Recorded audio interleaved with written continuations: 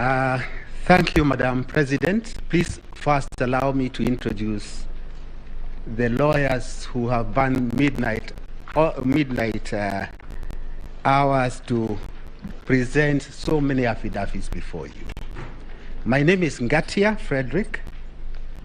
I'm assisted by the following lawyers: Mr. Kirago Kimani, Senior Counsel; Mr. Kioko Kilukumi, Senior Counsel; Professor Kithuri Kindiki; Mr. Katwa Kigen; Dr. Muthomi Thionkulu; Dr. Linda Musumba; Professor Kivuva Kibwana; Mr. Elias Mutuma; Melissa Ngania, who I had the opportunity to present a matter in 2017 with her; Mr. Mwanza Ombati; Mr. Kipchumba Mokomen; Mr. Benson Milimo; Mr. Wilfred Nyamo Mati; Mr. Edward Mureu; Mr. Hirare Sigei;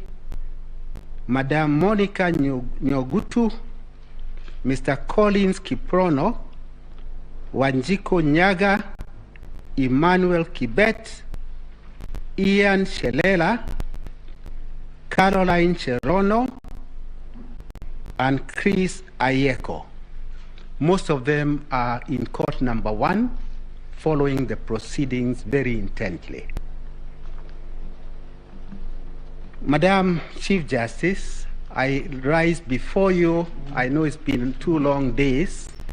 Please bear with us to oppose the petition filed by several petitioners.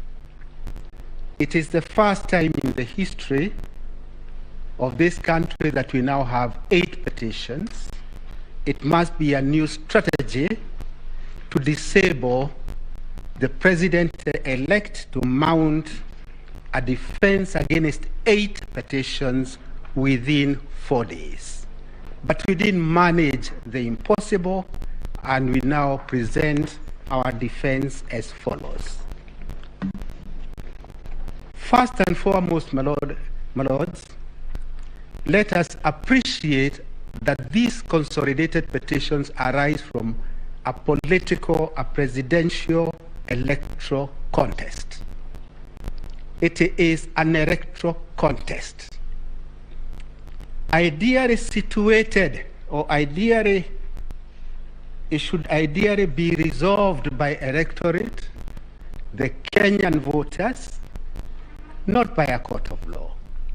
But because it is also part of the constitutional structure of this country, this honorable court is granted original jurisdiction by the Constitution to resolve this contest.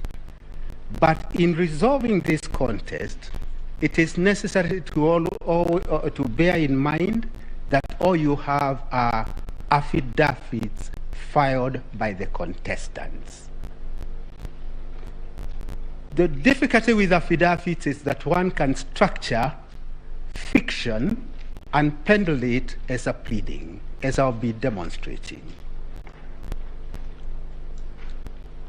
I will start with Article 38 of the Constitution, because to me that is the beginning of an understanding of this contest.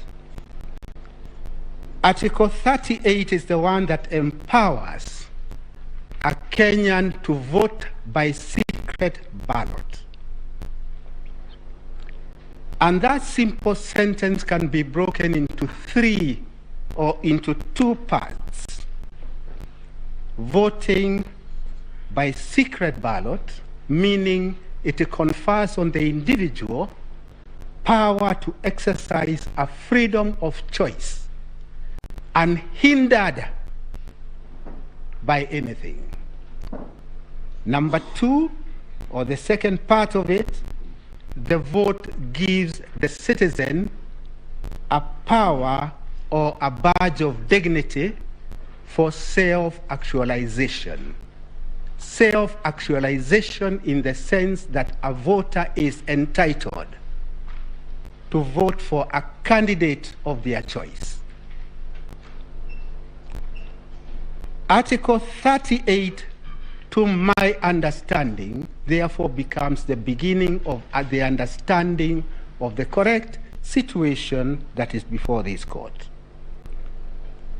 It is common ground, and this is important, my lords, that on 9th August, voting took place everywhere in this republic. There is not a single place that presidential election was not held.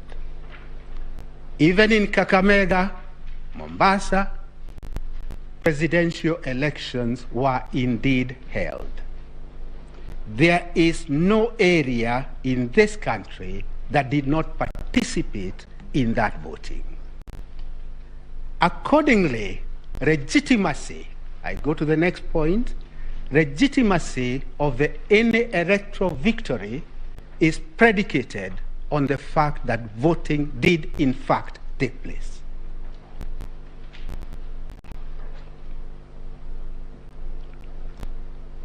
From Article 38, one then goes to Chapter 7 of the Constitution, from Articles 31, going all the way to Article 81, going to 87, which donates a power to Parliament to legislate on elections. I would immediately say this, Madam Chief Justice. The power to enact Elections Act, to my mind, relates to the 5 other tiers of elections. For the simple reason that for the presidential contest, the inquiry is defined in Article 140. The relief is defined in the same article, whereas in the other levels of elections, one could look at the Elections Act. But I'll come to that a little later. I'm doing first and foremost a broad introduction of the areas that we'll deal with.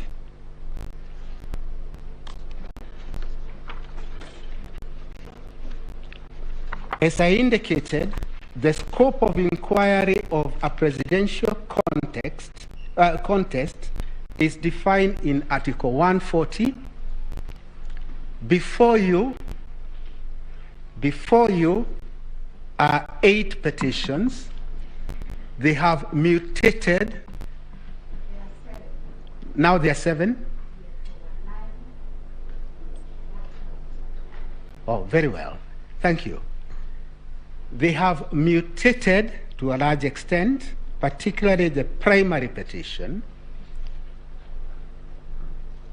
But my request at this early stage is this, that when you retire to consider your judgment, please carry out some surgery, see the mutations which have been added, remove them so that you are left with the original inquiry under Article 140. Why it is necessary to do so is because other things have been infused in this inquiry, like who is to be punished, who is to be castigated. Those are not matters that can be dealt with within the purview, limited purview of Article 140.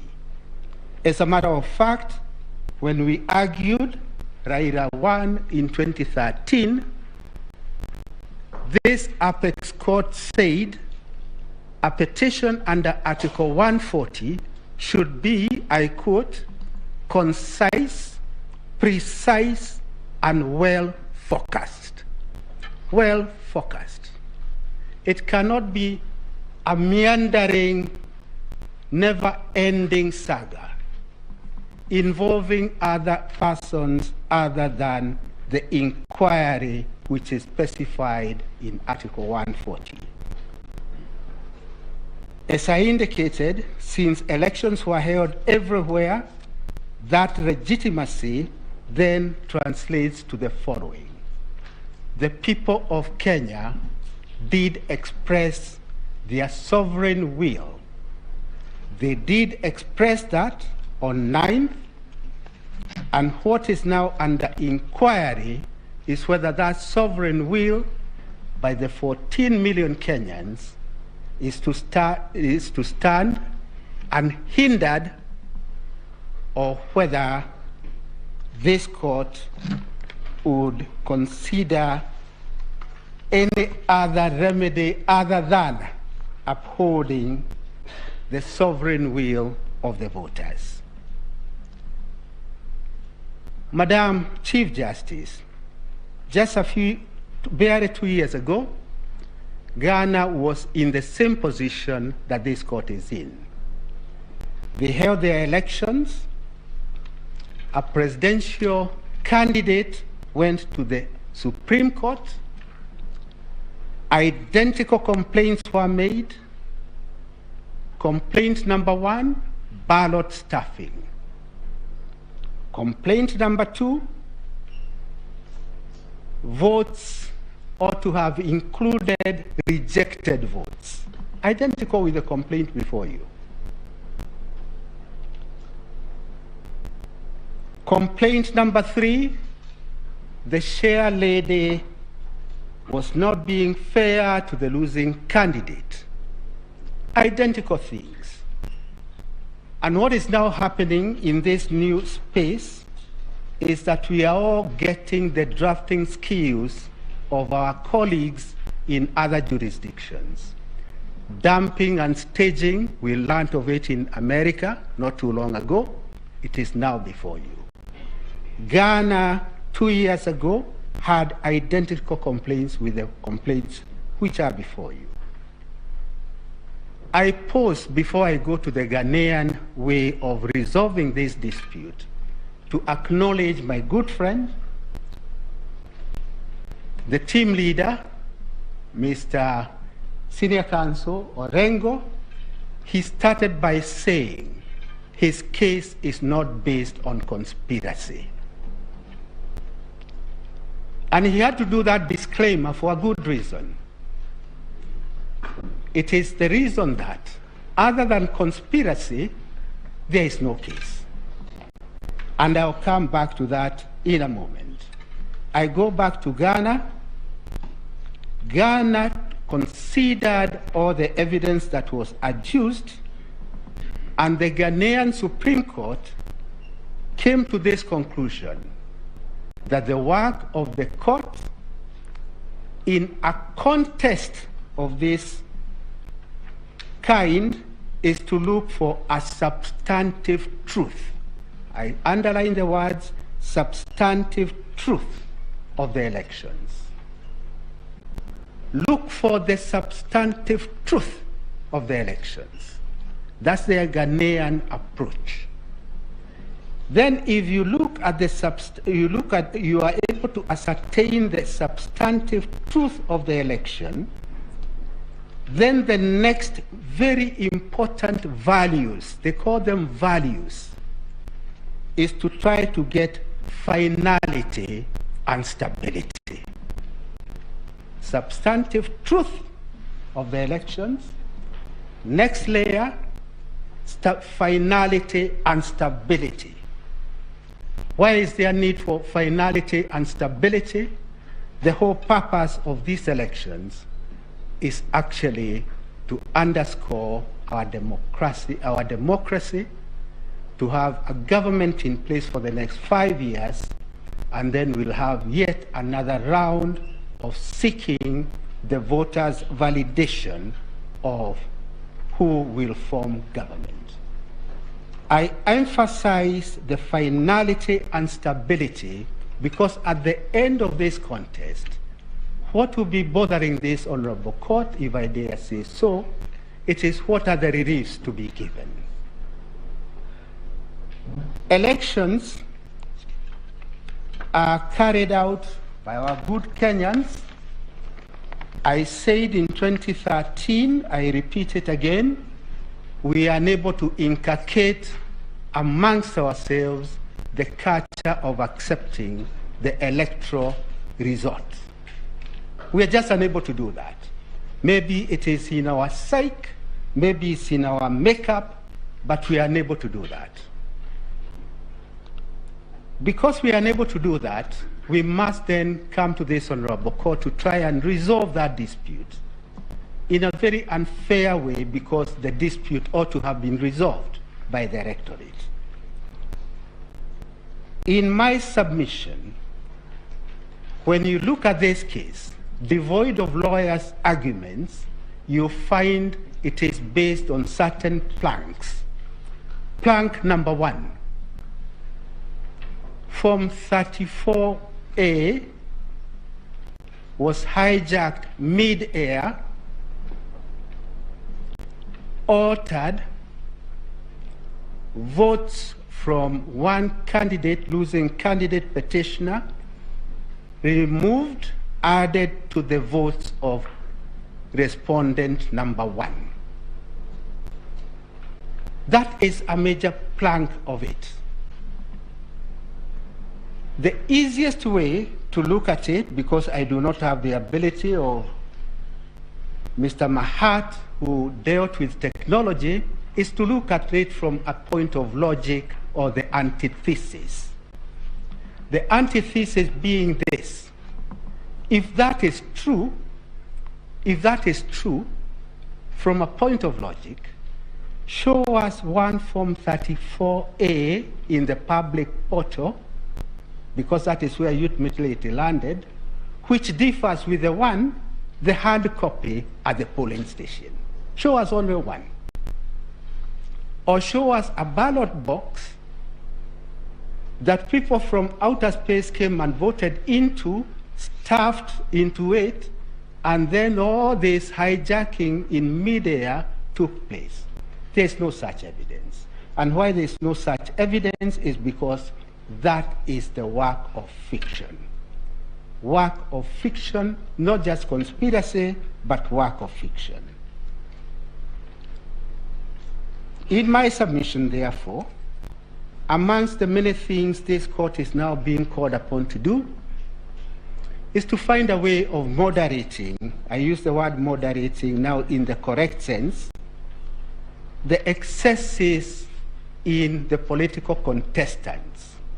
Excesses such as imagining that this Supreme Court can now take over the role of voters and do a court coronation of any candidate.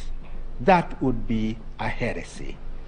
I will be dealing with the reliefs much later.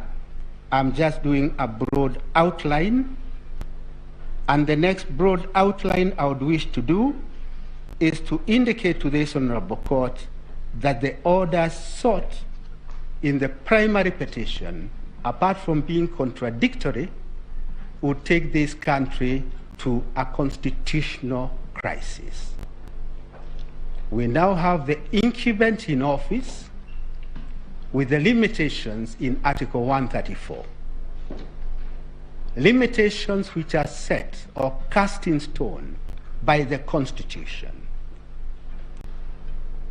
The incumbent in office cannot even appoint anybody to take over from any of the public officers being vilified before you. If, for example, and I say for example guardedly, this honorable court were to even countenance anything other than stability and finality, then a constitutional crisis would be triggered because the petitioner has repeatedly said he will not participate in an election held by IEBC under the chairmanship of Chebukati. We have adduced that evidence in the replying affidavit sworn by the first respondent. That replying affidavit is before you. It was filed on 26th August.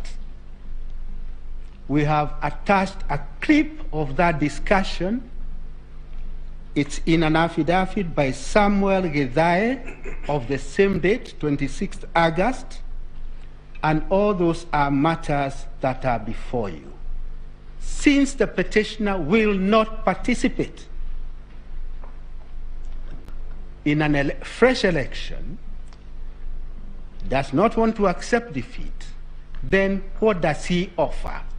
What is the solution he offers?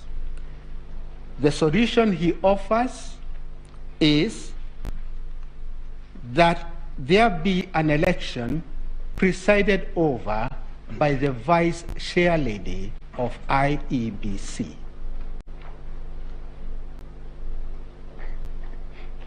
And only one needs to state that to see the crisis that this country will be engaged in.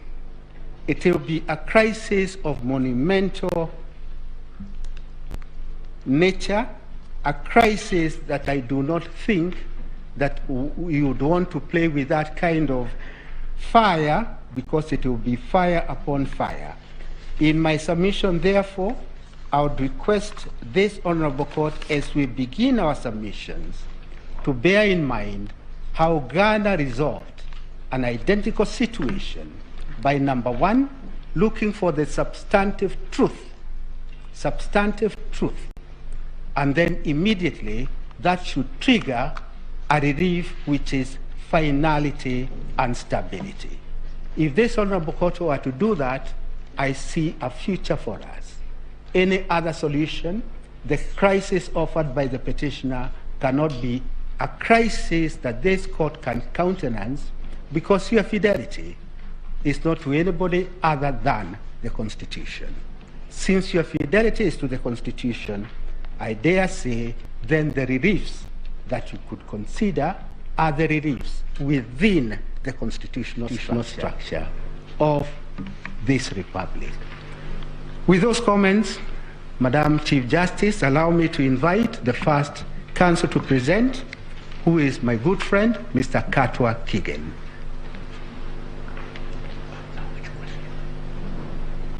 Mr. Katwa Kigen will